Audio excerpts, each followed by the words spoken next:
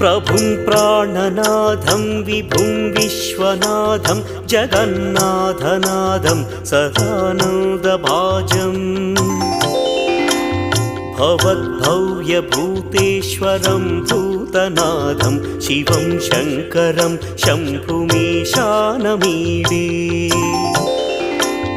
गळेरुण्डमालं तनौ सर्पजालं महाकालकालं गणेशादिपालम् जटाजूटगङ्गोत्तरं दैर्विशिष्यं शिवं शङ्करं शम्भुमीशानमीडे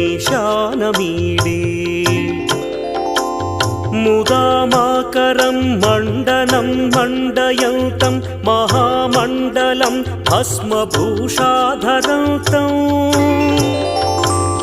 अनादिं ह्यपारं महामोहमा